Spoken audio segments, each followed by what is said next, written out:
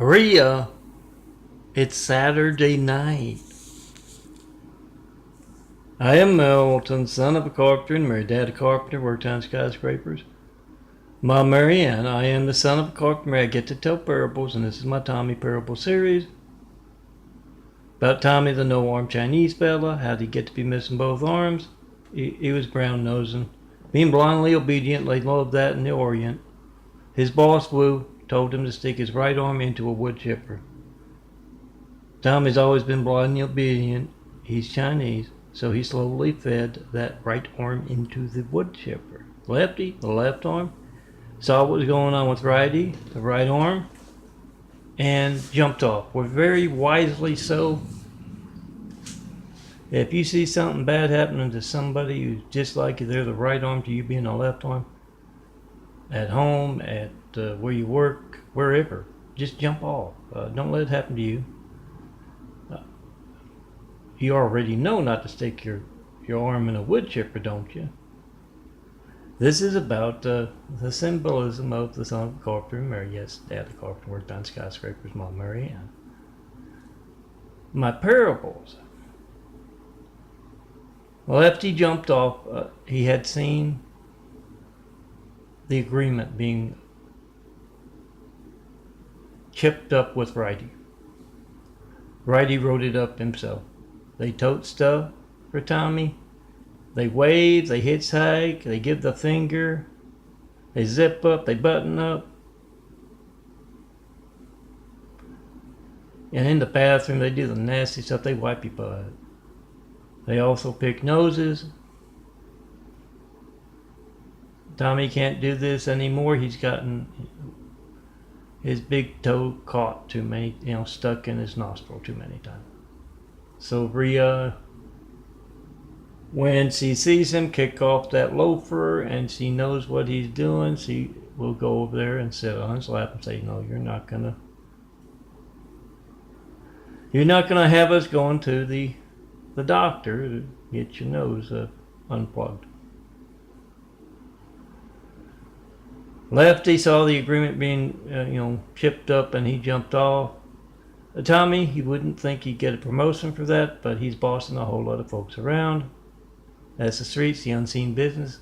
A gene pool is full of folks taking turns being one person. No, not some celebrity or a famous person, but just the next door neighbor or something. That's the street. Staged events that can be making sure something happens in one room with just two people, or a stadium full of people, or a country full of people. A staged event is another part of the streets. I bet you can come up with a whole lot more. Pick up your phones. They make videos nowadays. Oh, you can use your own words. The streets write themselves out of the history books, pop culture, songs, books, movies, TV shows. They write themselves out, so it's wide open. You can become famous on the streets with describing the streets and having a common vernacular, common way of describing, common words. So, Tommy got a promotion. He's bossing a whole lot of folks around. And he also won his girlfriend's heart, Rhea. He's always been scaly. He always talks with a harsh lisp. He likes to stick his tongue out a lot. And now that I told you he was Chinese. He likes to stick his tongue out a lot. They've been sticking their tongue out the rest of humanity for many, many millennia. And now that Tommy is missing both arms, he does a very mean snake dance. He snaked his way in between Rhea and whoever she was dancing with. He's been there ever since. Unbeknownst to him, he's man and wife with her. Yes, he put the Stooges on the inside of some sunglasses, plugged up his ears with those earbuds so he could listen to the Three Stooges, and told him they were going to a church barbecue. And just relax, enjoy the Stooges, and when you get to the front of the line, they're going to ask you if you want an extra large helping of cat. So I'm going to pinch your back. That's a little signal, let you know to say I do. So he's married, he just doesn't know it. And this parable occurs at home with Rio. Maybe they've gotten home from the snake pit. They've gone and they like to go to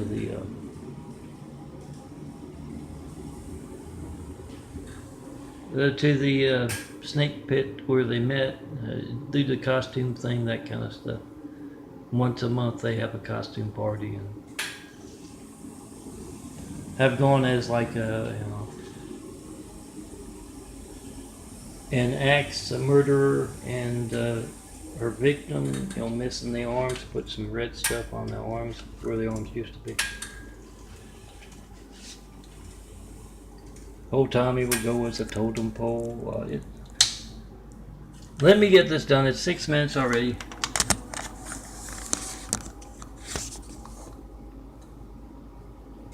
Tommy's watching the Three Stooges. They got, the bucket at the Cat's Got Your Tongue and wanting some more. They got the bucket and he's enjoying a little cat on the TV tray there. And he's also watching Three Stooges, and Rhea's chipping away at the Tommy DeMilo. Yeah, it's like the Venus DeMilo, except it's Tommy with no arms.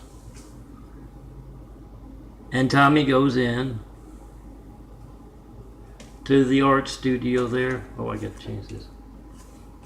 And says, Rhea, it's Saturday night.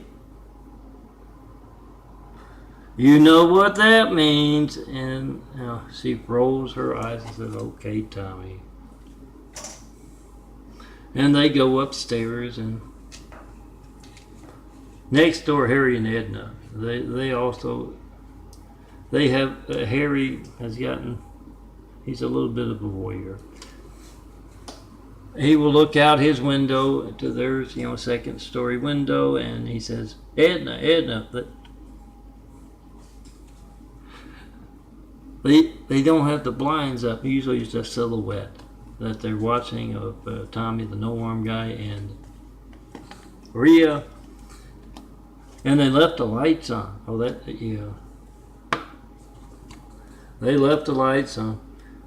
So Edna comes in there, and she says, oh, Harry, how can you do that? That's disgusting. And they look over, and sure enough, Rhea moves closer to Tommy, and they kind of get that romantic mood about them, and Rhea reaches up and she starts to pick that nose. And they could tell from the silhouette that that's what they were doing. They're just not sure why. If they think about it, well, they'll figure out Tommy doesn't have arms. And Rhea got caught at the Alice bar once, picking his nose. Lefty pointed them out, and Lefty's doing very well. Very good one-armed bandit. Very good at flushing the toilet when Tommy's taking a shower. And he's got a nice hand modeling career going on. He's doing well.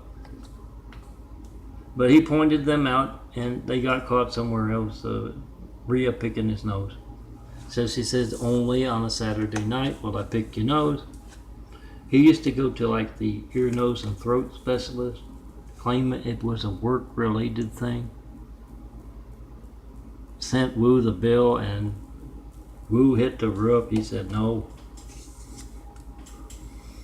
You have your wife pick your nose.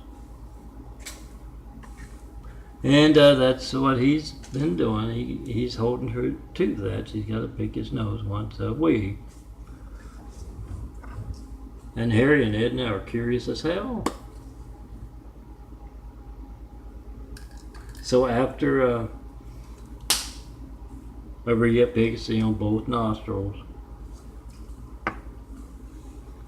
they turn out the light. Tommy goes back to a little, she's going to warm it up in the microwave for him, the rest of the bucket and the Three Stooges. And Harry and Edna, they of course closed the curtains. And they tried, one each for the other, picking the nose, and it doesn't really do anything for them.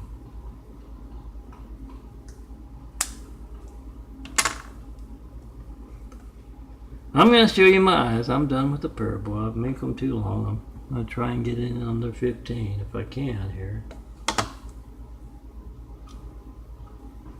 Oh, if you ever check out some Oriental kind of adult movie stuff, and you'll see them. If you've ever seen them out in a restaurant, the Oriental folks, the Chinese, and I've called them worse than that yesterday because they butchered my child, my artwork, the only children I have because of them. Great Wall of Evil was around me, 181. So that's why you hear a lot of truth about the Great Wall of Evil. All of you, pick up your phones. Those who know the streets, pick up your phones. Tell your story about the damn yellow shit people. Tell that story, get it out there, those trillion tales, billion in China, and that's just above, that's just the states, that's just what the census counts.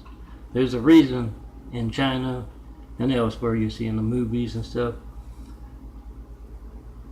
a man will be talking to his friend he's brought over, and he will say, that number one son, that one over there number two son, that one over there number three son. And the friend asks you, well, how many sons do you have? And he, the guy says, oh, just the one.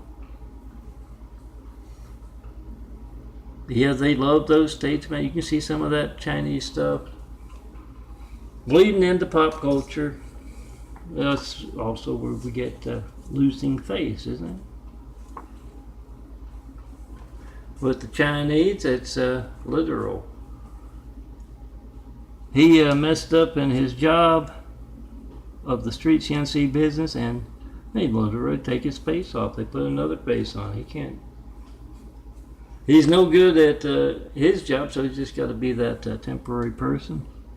Gene pool's full of folks being one person. You know what? If you're looking at this video and you're saying, "Oh, he calls them yellow shit," and he talks about the streets, the unseen business, it's all attention getting on this side of the video. Consider that until we're talking face to face. It's all attention getting to get you to pick up your phone on this side of the your phone and make a video of your child's phone, your teenager's phone, your wife's phone, your grandma's phone, your neighbor's phone, your co-worker's phone. Turn around and let them make the video of your phone not working. And last night I did a nice parable bite about my fun little fiction, The Streets, that emphasizes that drives home a point that I have not gotten. It's easily documented. Not gotten 193 check in a decade of asking. That's you picking up the phone, making sure it works all the time by trying to call me. 424-229-4140. Do that. Not one bit of certified mail about those 93 checks, not one FedEx, UPS. Make that video. Whatever you get when you don't get me, those hijacking calls to me are worried enough about. All the phone records covered up. But we got video proof of that when you make that video if you hijack call to me.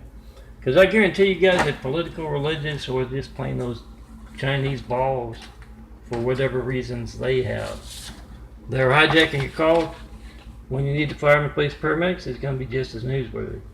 That's the parable from last night where I drove that point home with a 911 call. Oh, my fiction to drive home the point. 911 call tape recording where they are listening to Amanda, who's frantic. She tells the operator she's been trying to call for an hour. Her phone has not worked.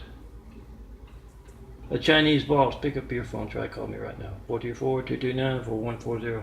Ask and answer Jesus' question with a video of your hijack call. That's a genetic wound. It's the same as the eyes I'm going to show you. The eyes I showed you over there. See that phone? He makes a video of as every child in America's lifeline to the firemen, police, paramedics. Make a video being hijacked. Post. We the people must be the reporters. Call me up in front of reporters. Network news anchors, local news anchors, any and all in the public eye. And we the people must be the reporters. We can get rid of a whole lot of them. We can do a better job with our phones, at least the more truthful. You tell that network news anchor as you try to call me in front of them, everything's fake news compared to your family's lifeline not working and them not considering that news. Make that video, post that video, whatever you get when you don't get me. Whatever boring thing you get. Censorship's often boring. Phone ringing, error message, busy signal. Boring until you're in that house that's on fire and you need a fireman, police, paramedics, and that's what happened with Amanda there. There's the dark eye from 2013 and before. It's a little bit blue here. Here's the eyes. This part's gone. This brown here is often covered with white. Lately it's been very brown around here, but it's changing. It's genetic carpentry. Let me show it to you as I end this parable and keep it under 20. Yeah, Amanda's frantic. She says she's been calling for an hour. And they listen as the floor is starting to collapse around her. She sees a couple of her kids fall in. She's got one, the smallest, clenched against her as she calls for help, but only gets those Chinese balls, those heartless people. The devil's people walking among us. And then finally, as she sees that the floor is about to give way, she's got nowhere to go. She says Stone Cold Melton was exactly right about those yellow devils. Those yellow shit people in the way of me building Jesus' immaculate house. Make a video of their hijacked, the devils hijacking a call to me, and that's a nurse calling me, so I better go check. Here's the eyes. You can see a little bit of brown. It's getting a little bit less brown there. And I have to make it quick because hopefully we can get her. I do that all the time. You know, it's a test. Oh, it's gone. She's leaving a message, so I can go do that, and I'll call her right back.